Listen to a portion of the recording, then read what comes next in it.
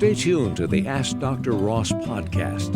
It's created to give you info to succeed at college. Our hosts are highly qualified. Dr. Catherine Ross is a member of the University of Texas System's Academy of Distinguished Teachers. She's also a popular professor of 19th century English literature. Co-host and multimedia editor Nathan Witt provides a student perspective. Ask Dr. Ross is a community service of the University of Texas at Tyler. Hi, I'm Catherine Ross, and this is a podcast for parents, students in school who are thinking about going to college students who are already here, adults who are thinking of maybe going back to college, and really anyone who wants to know more about what life in colleges and universities is like today in the U.S. of A. I'm here with my friend Nathan Witt, who's a student here. If you'd like to ask Dr. Ross a question, you can email us at adrquestions@gmail.com. Today, we're going to talk to a professor and a student more about what the college experience is like, some do's and don'ts, some suggestions and ideas. Yeah, and we're excited to have our panel today. One of them is Professor of Instruction Vanessa Joyner, my friend and pal. She is in the Department of Communication. Before she came to UT Tyler for 20 years, she was a professional graphic designer, AT&T, and she still does contract work for award-winning graphic design. Our other guest is Ms. Elena Gonzalez, also one of my favorite people, a student in the English department. She's an English major, but she's got two other minors. She's doing language and technology, which tells you a little bit about how she knows how to organize her time and be a good student. Another bit of information about why she's such a good student and why she's going to give us such good advice is she's in the Honors College, and she's also been selected to be an Archer Fellow in the program that sends students to go to Washington, D.C. to learn about government and all the stuff they do in Washington, D.C. Yeah. I've also been just informed that she's otherwise involved. She's on the leadership team of our student newspaper, The Talon, Yep. and is even served in student government. So this is a young woman who knows how to handle a complicated, busy schedule and still make A's in her classes. We're going to ask them today about their top do's and don'ts for succeeding in college, but not just getting good grades in college, but also being happy and getting the best out of the experience, because we all know that college is a lot more than obtaining some learning skills and some knowledge. We'll let you start out, Professor Joyner. Okay, I'll start out with they should have a goal. And if you have too many goals, narrow it down. I would try to make it related goals. In other words, not choose to be an architect and an English major. Or be a perfect A+ student. So that's what I'm curious about, Vanessa. What are the goals you're thinking of? A long-term goal as a profession or a short-term goal to pass Dr. Ross's English class? To me, start with the long-term goal. Ah. Because and try not to get too caught up into the details. Because as you go along, you're going to find out what you like and what you do not like. For some people, it puts too much pressure on them. And I've seen students who have anxiety, and I think it is because sometimes they're looking at different people, they're wanting to be different people, instead of just following their own game plan. For me, I was just an artist. I loved it, and anything related to it, I liked it. Well, you might remind me of a line that someone told me once, which was actually a student who said it, which was, comparison is a thief of joy. Oh, yeah. And so that's a good thing to remember, too. So, Elena, did you start out with a goal, or have you only developed one over the time that you've been here? It definitely was a process to develop a goal. When I came into college, I was majoring in marketing, and I didn't really know what I wanted to do with that. And after switching to English, I started to narrow it down more. And so now whenever I choose my activities and the things that I do, I try to structure it around the skills that I can use to succeed as an English major and in a career down the line. Yes. Well, I would want to ask Professor Joyner, in your experience, like, what are good strategies you've seen to coming up with that goal? Because I think that's a lot of question marks for students when they first come in is, okay, how do I even figure out what my goal is? How do I figure out what that long-term idea is? Well, the next thing on my list was having good counseling. starting out with your high school counselors, another thing to look at are people in your family who have done what you want to do. Sure. What about the college graduates that are in your family? Have you talked to them? It doesn't mean you have to follow their path, but listen to them. Yeah. Take away what you can. And because there's too much to go into with 9 siblings. Okay. But I had a sister 2 years older than me, Mhm. but I was too competitive with her. So I knew I had to go to a different college.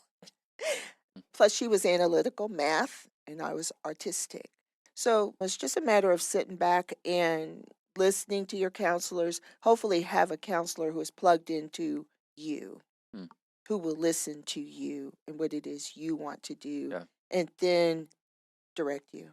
And that's super important. That's something that we talked about when we talked about counseling, that I think a lot of students don't realize how important it is that your counselor is plugged into you, like you said, like really knows. If you only show up for those little short meetings and I'm trying to get out the door as quick as possible, then they can't advise you in the best way.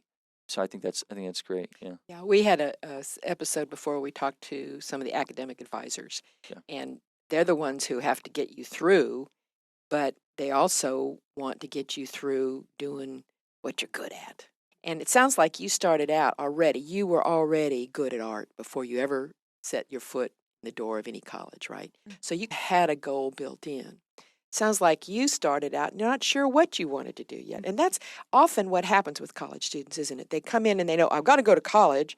And by the time I'm finished, I got to be able to have something to do that Yeah. will bring some income. But many of you don't know. And so finding a goal for you, Professor Joyner, was a little easier because you already knew something about your talents. Finding a goal for you was partly a matter of testing the waters of different classes, I bet. Mhm. So how'd you get from a marketing to an English major?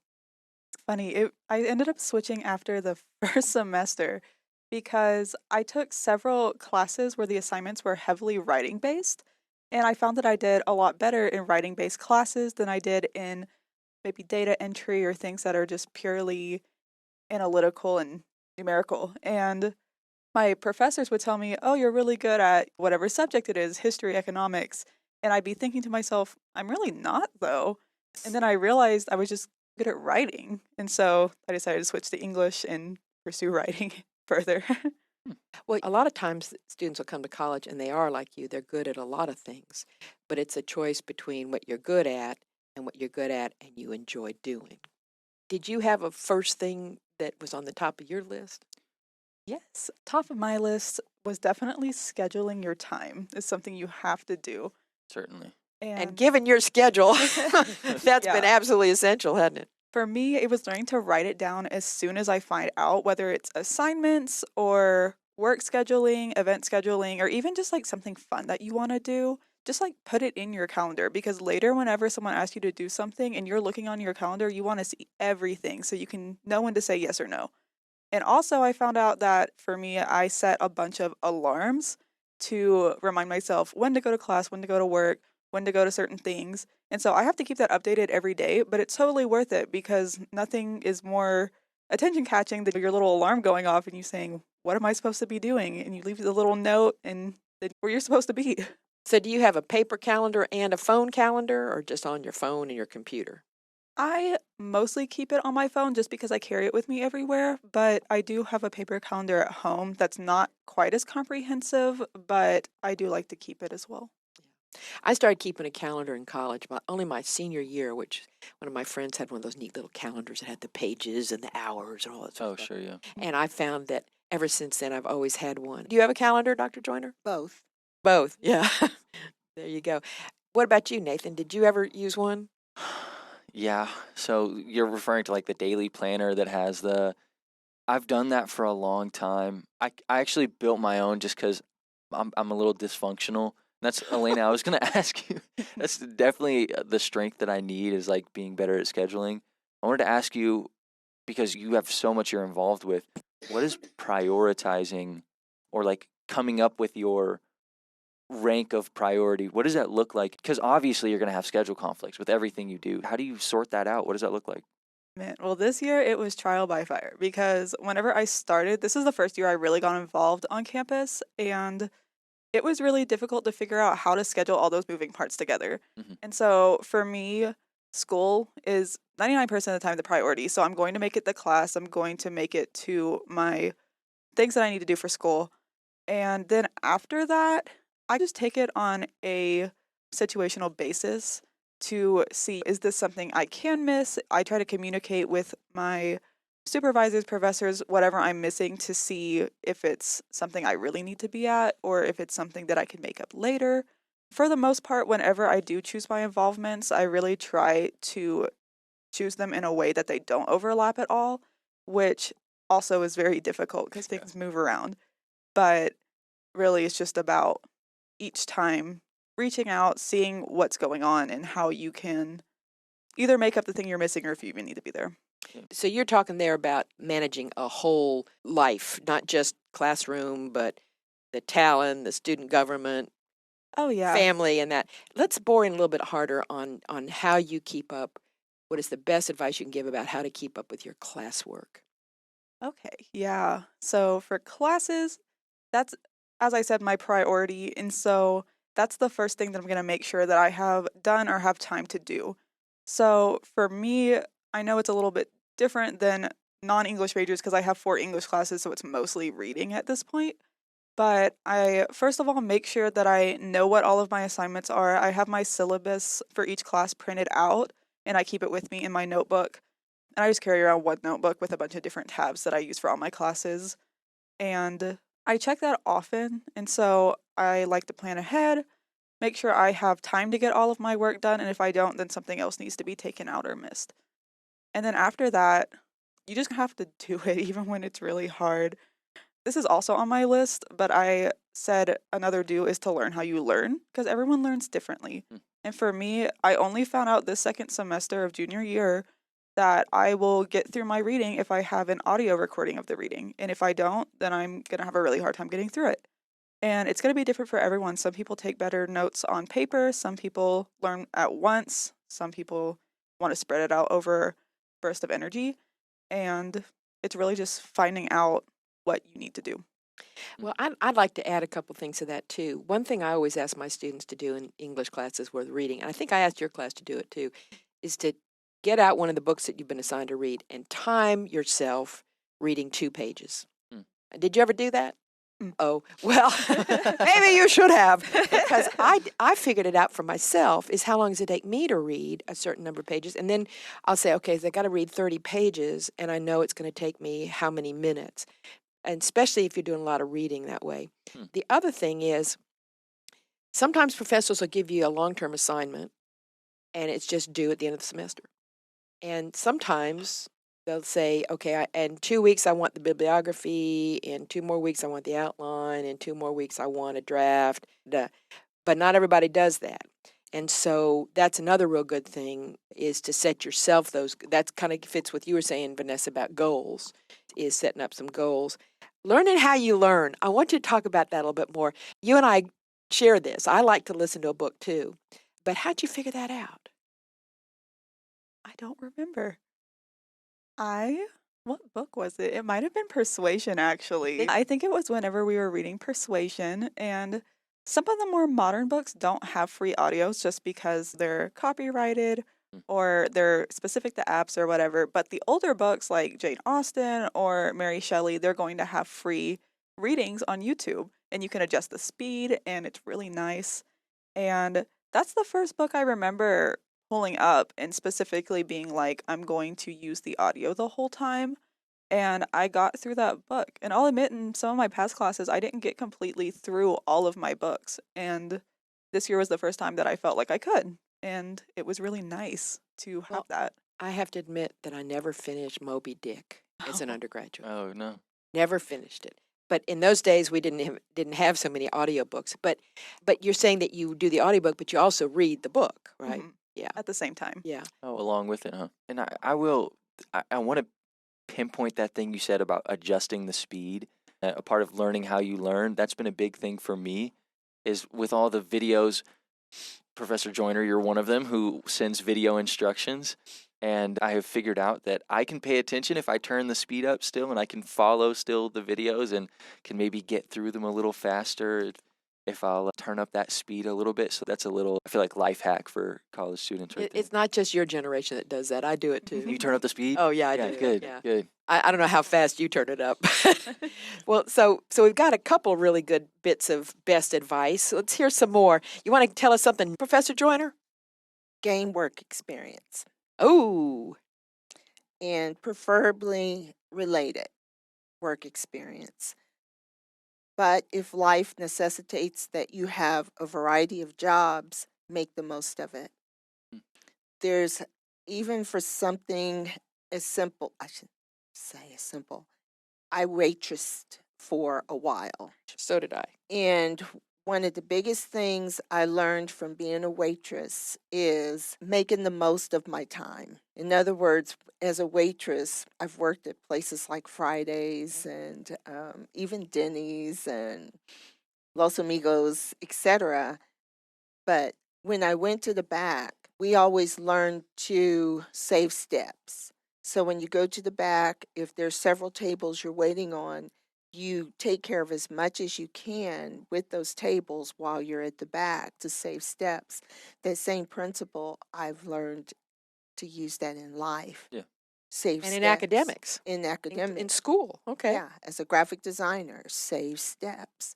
So even back in the day when we didn't have the computers and I had stacks of, this is how my desk looked, stacks of jobs, you look for what can I do quick? What can I do to reduce the workload?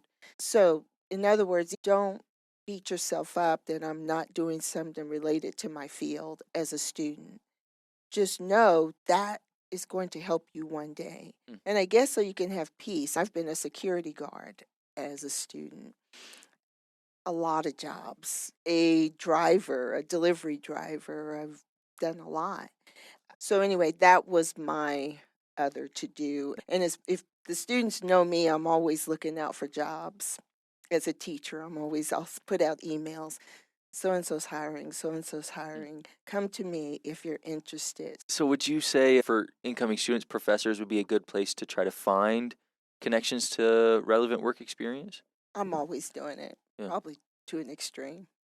Well, that's interesting you brought it up because that's certainly something a lot of us have been asked to do more recently is to try to find internships for students. And we have these career offices that we talked about before, and that's part of their job is to help us find them too. Because we realize that although most of us academics were trained to teach a subject and don't know much about job searches and all that sort of stuff, that in fact that's what you all need to get going on. The thing that you said though about working smart, if you're back in the back of the kitchen and there's 3 different tables you need to set up in the same way. I know, for example, when I'm doing my research, and I bet you probably do this too, I may have 2 different projects I'm working on. I go to the library and I do the research for the education book, and then I do the research for the romantics book. And so that's a way of working smart. Have you figured out to do that too in your classes, or have you got any kind of these work hacks? I definitely agree. It's good to separate projects. Whenever I save articles on the little library page where you can find the research articles, I put them in tabs as well by my projects because they're a lot easier to find that way and work on at one time and not get distracted with other ones. In addition to that, I also worked in food service and retail from when I was 16, and I agree. It's a very formative experience, and I think more people should experience it Yeah. because it teaches you a lot of life skills that you can use in every area. Like, I feel like I wouldn't be the same person if I hadn't done those things.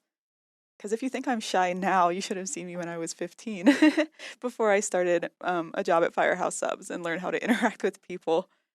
Yeah. That's real, yeah. It you, is. You have to, 1,000,000 people you got to interact with every day. Yeah. So. Mhm.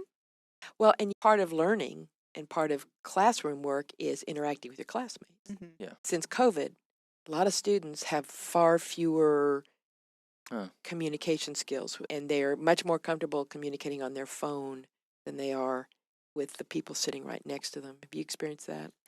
Yes, and I'm like you. I'm so glad I had opportunities to do jobs where I had to interact with people because, as you too, in college, I was very shy. So much so that when someone saw me later in life, this person said to me, "You talk." You used to And not talk? I was very shy, Yeah. scared of the world. Even though I had 9 siblings, I could talk to them.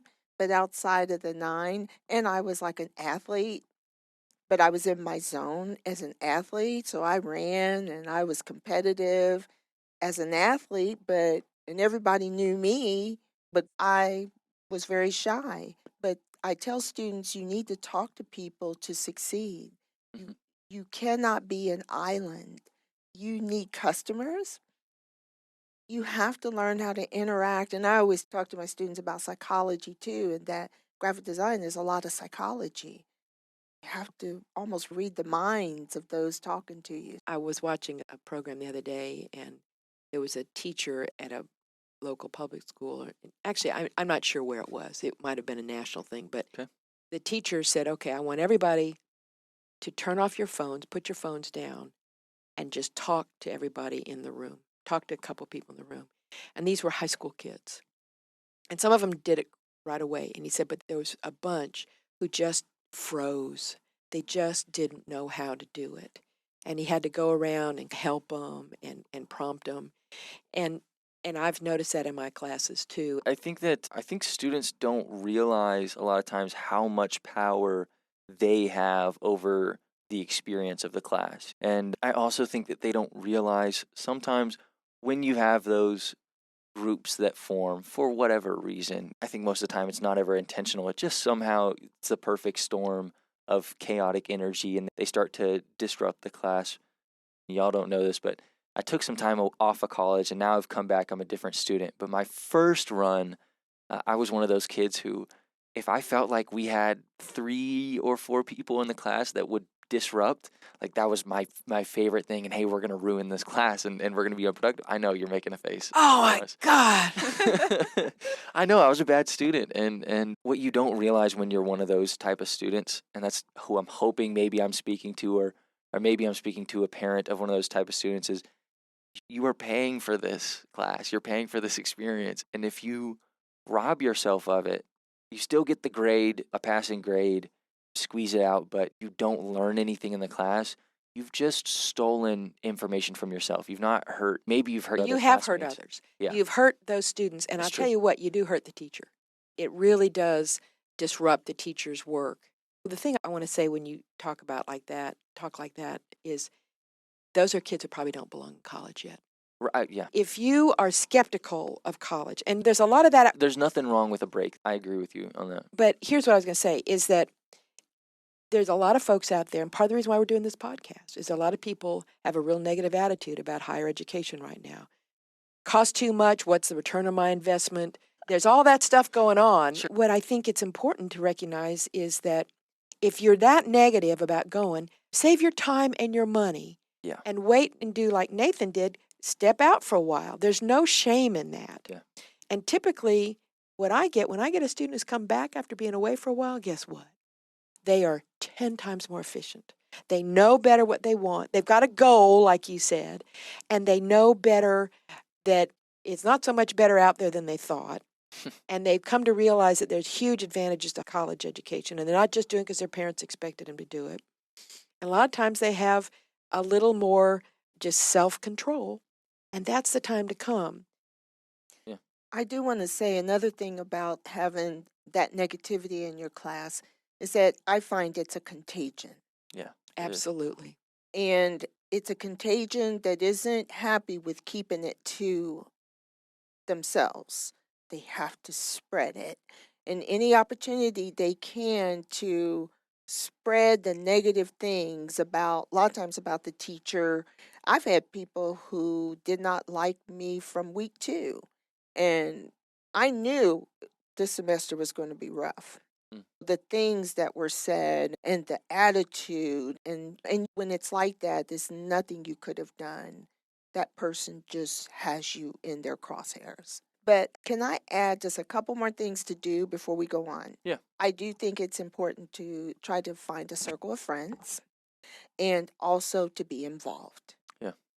Yeah, absolutely. And you can talk about that, can't you, Elena? Yeah, that was also on my list to get involved. And that looks different for everyone, I realize, because everyone has a different situation, everyone has a different schedule.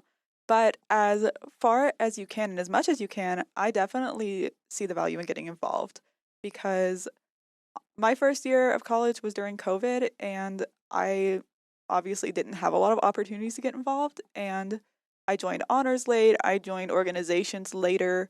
And those first 2 years, I don't think were quite as meaningful as this year was. And whenever you do get involved, you learn how to say yes and how to self advocate, which is one of the most important things you can learn from higher education, in my opinion. So, yeah, definitely getting involved and it also strengthens what you're trying to do and how you're trying to further your career and your interest. One of the things I always say to students one of the first days of class is, I want you to participate. I want you to raise your hand. And I want you to talk. And a lot of them, oh, don't make me do that. They're so afraid. And I point out to them that basically by not raising your hand, not adding your voice, you're teaching everybody that you don't think you matter, that you don't count. And you're not learning how, for example, to ask for a raise one day when you need to ask for a raise. Mm. And so I love that you said self-advocate is an important term. And I think that's a big part of what college is, too, is that they're learning how to go from being their parents' kid to being their own human, Yep. their own person, 100%. and teaching them, giving them experiences so they can start to test that out. And so let's hear a little bit about, from both of you students that are here, Mm. what are some of the moments where you started saying, it's me or nobody?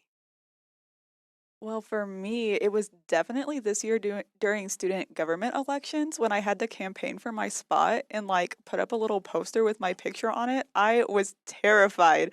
I was like, oh my goodness, this is so embarrassing. I had to call my friend while I was putting the posters up because I was so embarrassed. I was like, oh my goodness, like I just feel so conceited and self inflated. And then I reflected on it after elections and I did get the position and I was like, that's what you have to do. You have to put yourself out there, and it's not conceited to do so. It's putting yourself out there, and it's just part of life and part of being an adult, part of getting further in your career and academic life.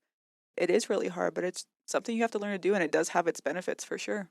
I think a good thing to do, and actually we learned this from Catherine Martinez, who talked to us about how to help you get your students into college. She said, make a list of all the things your kids do Mm. while they're growing up that can be put on an application. But in a sense, students in college, I ran for and successfully won a student government position.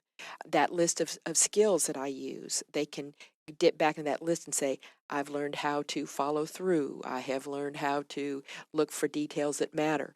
And if students will start to keep track of the actual things they have accomplished every semester, it's amazing how much stuff you do that you forget you did. Right.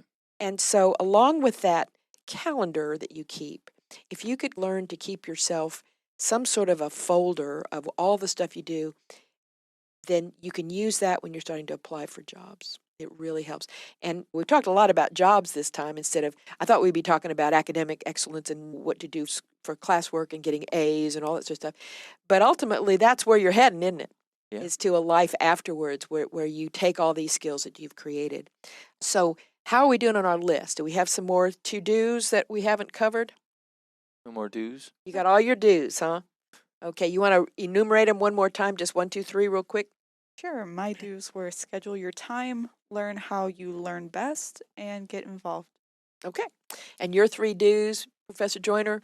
Have a goal, listen to your counselors, develop good study habits. Okay, we haven't really talked about good study habits yet, have we?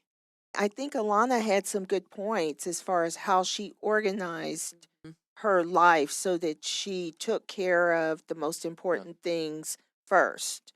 Thinking in terms of prioritize, doing the hardest stuff first. A lot of times Yeah, but people do the easy stuff. You said that. Yeah. And then also just getting sleep, oh yeah, eating well, no kidding. getting exercise. If you're not physically in good shape, and not necessarily the world's greatest power lifter or anything like that, but just breathing and you're not losing too much sleep, then you're going to be a better student. Did you have any challenges with any of that? Do you have sleepless nights sometimes? Oh, yeah. I definitely had challenges with all of it, actually. Eating healthy is hard in college because you have to do it yourself. Yeah. Getting sleep is hard because you do want to go out and stay up late and talk to your friends all night, or even just stay on TikTok or whatever. Oh boy, TikTok is the world's biggest time Oh. waster, and boy, do I do it too. Yeah. Oh. You're on TikTok now. Oh, Oh, I've been no. on it and off it and on it and off it and on it off it all. Awesome. It's terrible. Yeah. They call it doom scrolling. Is the There you go, terminology for doom it. scrolling. Yeah. Well, the last time I went on it, one of my students, and then I discovered two of my students, and 3 of my students have TikTok accounts or whatever. Sure, they all do. Yeah. Oh my God! And then I had to start seeing what my students do in their free time, and I went, You don't want to see that. I didn't want to see it. But anyway, Yeah. so we've got all of our do's down. What are some of the big don'ts? Professor Joyner. Starting with goals, not having a goal, not having a purpose. It will just land you in trouble. You're going to sizzle out very quickly. And especially for when you are working on your master's, you must have a goal. Because a lot of that time, what happens is up to you. There's not as much structure, at least it was not for me. Yeah. And so it all comes from the heart. And then in those down times, it's that goal that keeps me going. The thing I was thinking of when you were talking about that is even within every class, you need to know what you're trying to study. And a lot of times I think students get assignments and they don't really know what is the purpose of this? How am I supposed to read this chapter in Persuasion by Jane Austen? Or what am I supposed to look for? And so if you can either figure that out on your own or get the professor, ask the professor, what am I looking for? Or you know how I give you those class preparation assignments to try to guide you. But a lot of times students just don't know why they're doing what they're being asked to do. And Like what they're getting out of it. well, what they're getting out of it, but sometimes just, what am I supposed to do with this poem? What am I supposed to do with this history chapter? Where is it heading me? How does it connect to what I've studied before? What do you want me to get out of it? And so on the one hand, that's on us, faculty. We've got to make clear to students what you're looking for. But if you're not sure, then I say to students, make your professors tell you. Ask them, why am I doing this? Politely, of course, not mean girls. But anyway, so that was your first don't. Yes, I just believe it just leads you to the wrong places. And if a student is not clear, ask the teacher. Now, I think for my classes, they're learning tools in the first class. It's mainly tools. I say a construction worker, before he or she goes to build a house, if they're not familiar with their tools, there's not going to be much constructing going on. And I believe that students have so much available to create today. So that's why it can feel a little tedious, but for me, it's collecting jewels. So what are some of the tools you're talking about in your specific field? Adobe Creative Suite application. Oh, yeah. Knowing how the different applications work, how they're different. And I tell students, as you learn a new application, look at the differences. All applications are going to have something in common. But when you go to the next one, look at the differences.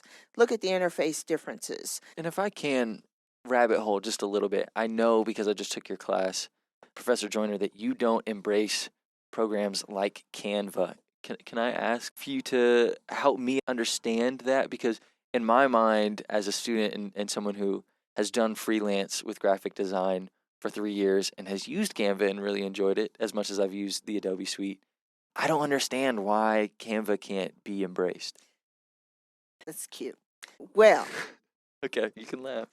You're allowed to laugh at a student. am I laughing? Yes. Okay. If you're laughing with him, not at him. You Well, can laugh at me. I got thick skin. Well, that's the issue with graphic design or any technical field, is that students are out here in the world with their hands on everything. Sure. It is not possible for an instructor to include everything in one class. And that is why the curriculum is composed of many classes. So in those other classes, we will introduce some of these things like Canva that are Oh, coming in. And in publication design, they've been able to design an infographic with Canva. Once again, Canva's a tool. yeah. But I do not want to base my entire class, and especially the beginning class, on Canva. Mm. Because as I tell the students, you are the people who are to design the templates on Canva. Mhm. So you need to learn the tools to be designer behind the scenes. That's my goal. Yeah. Because I do not ignore, say in web design, they have a part of their class called web options. Web options means I go out and I look at all the popular applications, and the students have to know all the popular web applications, web builder applications, but they also have to know code. Mm. But in one class, you cannot do all that. And I find that I would rather take that class to teach students those beginning apps. And they're foundational to everything else. But you also brought up something here, which is that students are their own teachers more and more. And Oh, you yeah. talked about that, Elena. And I compliment you on that, and I want to encourage you to do that. And that's part of our job, is to keep up with that. But also, if the students understand, we were talking about advising the other day, a lot of times students don't realize that there's this core that you have to do, and there's minors that you have to do, and there's all these different things that the program of the university, and everybody told you about that when you applied, when you went through orientation, when you pick your major, and then everybody forgets it. And so reminding them about where they're going helps a lot. So I think we're to don't for Elena. What's a college students don't do? So we already talked about don't procrastinate, and I feel like that's such a cliche, but it deserves an honorable mention because it's so true. I am a huge procrastinator, and so I say this from experience. Like, seriously, don't do that because you'll have such a better time. Like, you can procrastinate, but you're going to pay for it. Like, Yeah. why would you do that to yourself? This semester is, I'm sure I've done like smaller projects in the past when I got them first, but this semester I actually worked ahead on several projects, and I don't think I would have made it through the end of the semester if I hadn't. Um, just started, the major essay, the major story map project, the big graphic design end, and once you start it, it makes it easier to keep going because a lot of times the biggest hurdle is to just start. And once Yeah. you just do that, you can just keep working on it. And if you save it till the last minute, you're just going to find yourself in a bind. And boy, do you make points with the teacher.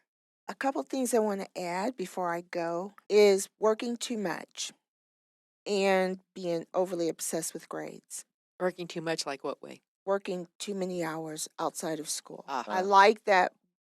That's And hard to ask of people, though. I want to mention something, the teacher, my example that I give my classes. Like I said, my mother had 9 children, and we pretty much had to pay our own way, take care of ourselves. And so I worked several jobs in college. And I was constantly in flight, you could say. Well, one day at the end of the semester, this teacher, he told me, he said, I always remember him, he said, "You know what, Vanessa? You deserve an A, but I'm not giving it to you." He said, "Because you're not here enough." Mm. I was so heartbroken because I really liked that teacher. But it was a wake-up call because it wasn't fair for the students who were there, who participated, and I wasn't.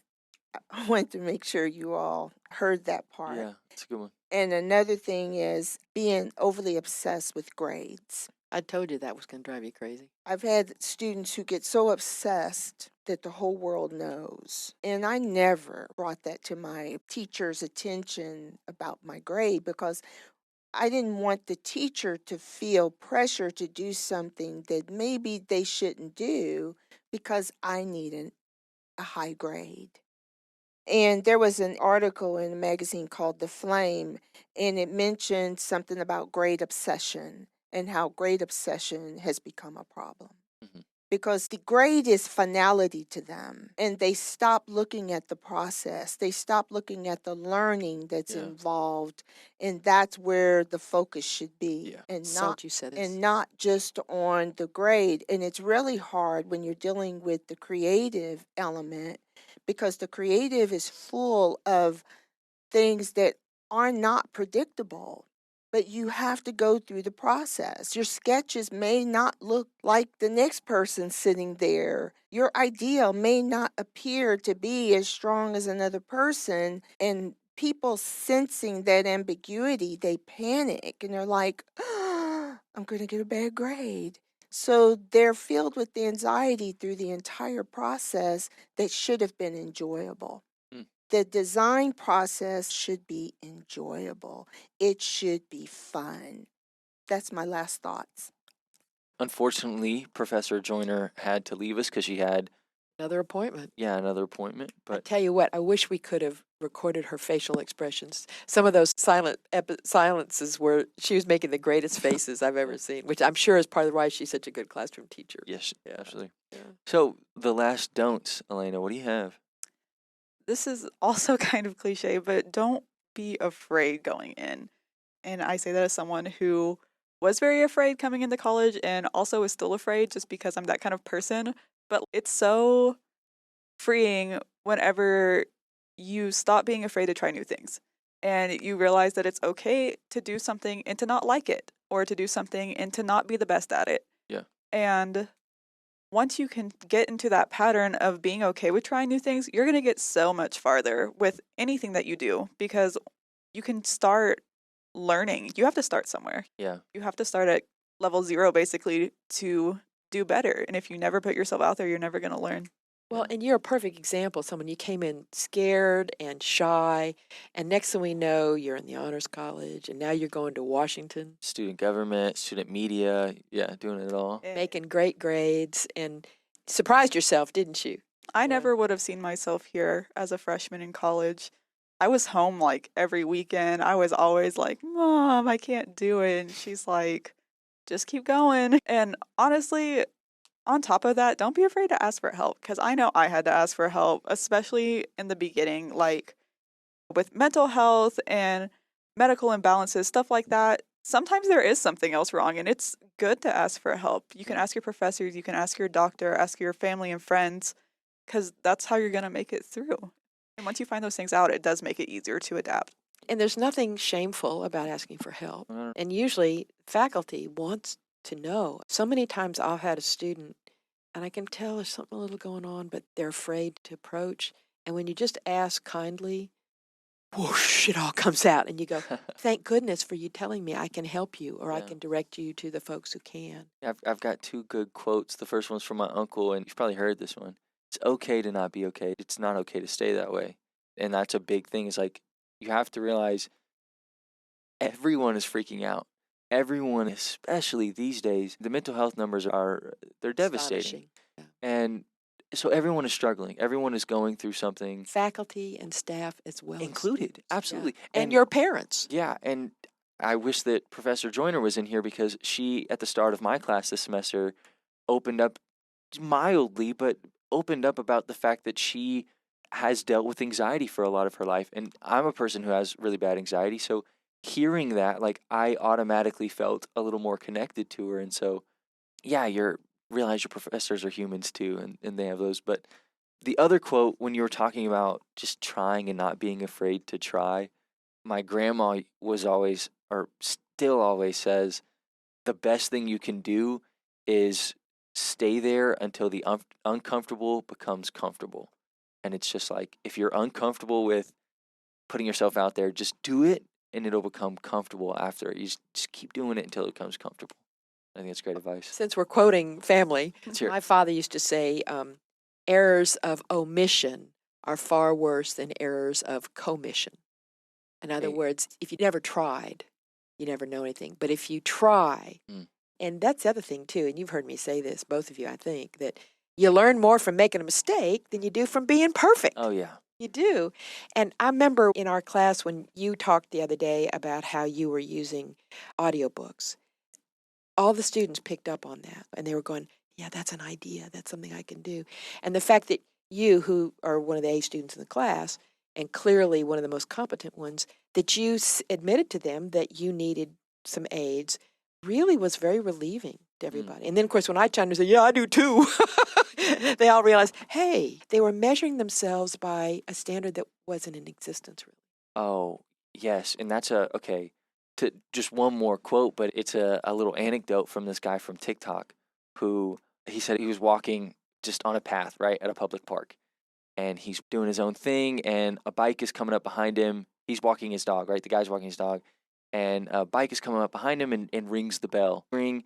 He's like trying to get out of the way, but his dog isn't helping, and so the bike rings again, and the person in their head immediately goes, "Oh my gosh, they're probably so mad at me right now." And so then he gets mad at the bike person, and he's like, "How dare they? Can't they see I'm trying my hardest?" And finally gets out of the way, and the bike goes by, and it's this sweet lady who's like, "Hey, thank you so much," and keeps going. And he realized I was making all this frustration up in my head in this whole scenario. And I think as college students, we do that a lot where we anticipate like what it's supposed to be like with the audiobooks. Like you create this fake stigma in your head about like, oh, I can't use the audiobooks, but your professor does it. Your top students do it. I think that's really interesting. Don't make up these scenarios in your head of how it goes. Well, and that's actually a personal learning skill that's on my list, which is learning how to understand human motivation, others' motivation, and read it. Oh yeah. And a lot of times we map on other people what isn't really accurate. There's always that thing where you find out someone is being difficult and turns out that their father just died, or they're struggling with a terrible disease that is not obvious. And so learning to be generous and not jumping the gun or to the worst conclusion first, it's a skill because, the truth is you learn from how you experienced something before. And the last time somebody rang a bell at that guy, they were obnoxious and rude. Right. And so learning to moderate your opinions is one of those adult skills. Yeah. And all of us, even adults, have trouble doing that. So True. this has been really fun to talk to you. I'm so glad that you could. Do you have one more, or am I bad at math? Don't give up. Woo! Yeah. Seriously, just keep going. Like, don't give up on your studies. Don't give up on yourself. You just have to keep going. And when it's done, you'll look back on it and be like, I did that. And it's a really cool experience. Well, and the other thing too is that this is what Professor Joyner was talking about, not being too obsessed about your grades. A few mistakes are not going to make that big of a difference. And so many times I'll have a student just terribly upset about some relatively small error they made or a grade on a paper that they thought should have been higher. And it ultimately doesn't really matter. Just keep going. You're finishing something. You're learning from all of this. And so you get to go and not give up by going to Washington. Oh my goodness, what are you going to do there? Do you have any idea yet? How's that program work? I'm not sure exactly what I'm going to do yet, but the way it works is that you go to Washington, D.C. for the semester. You're in a cohort of students, and you're going to take a few classes through the UT system, and then you're going to intern full-time in Washington, D.C. And so in the next few months, what I'll be doing is applying to internship, completing the onboarding. I actually have an onboarding overview meeting today at 12, I think, and I'll figure out more then. They actually just sent out emails about confirmations last week, so it's a relatively new thing, but I'm really excited. I've already been looking at like how I can learn about policy and writing at the same time because that's the field that I want to go into. And it's been a really cool experience. Kind of what Professor Joyner said about goals. Once I found a goal that I actually wanted to work towards, it was a lot better for my mental health and my studies and my professional life because I knew what I was going for. One of our graduates here, Brikisha Sams, did this program, and she is now working in the government as a policy writer for, I think it had to do with tax policy. Oh. But I know that Fun. it doesn't sound like fun for us, but she loves it, She and does she's great. actually given national conference papers and things like that. But it's her thing. I've heard of people, the kinds of internships you look for, like working for a congressman.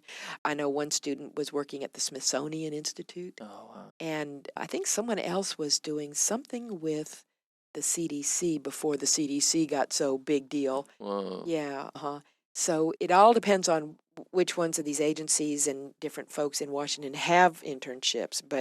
And that's another part of the skill is that you have to apply for them and win it. Okay, everyone else got to do a quote. So my mom always was giving me really good advice, and I wish Professor Joyner was here because I remember in high school, I think, complaining about my art skills or something. I was like, I wish I was better or whatever. And she said, well, it's better to be a budding artist than a blooming idiot.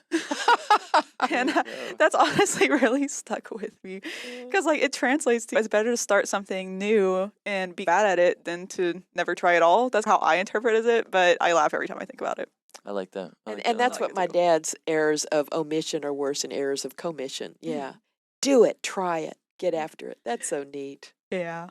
Well, and I think you're a real example of someone who overcame the shyness and did it. Thank you. So I'm so glad you're here. Thank you. Yeah, yeah, and a shining example of what it can be to be a student who's fully bought in and involved on campus, because you do a lot. You do a lot. Thank you. I really enjoy it.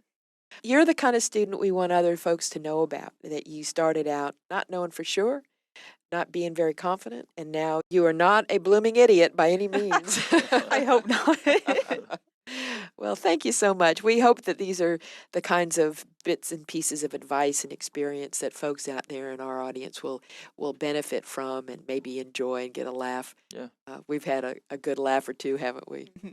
Yeah, well, this has been the Ask Dr. Ross podcast. If you have any questions, you can ask them at adrquestions@gmail.com. Yeah, we really want folks to email in and ask us stuff that we can pursue, or if there's a topic for a new program, New episode, yeah. episode that you all would like to hear about, we're really ready and eager to do that. Thanks so much for listening.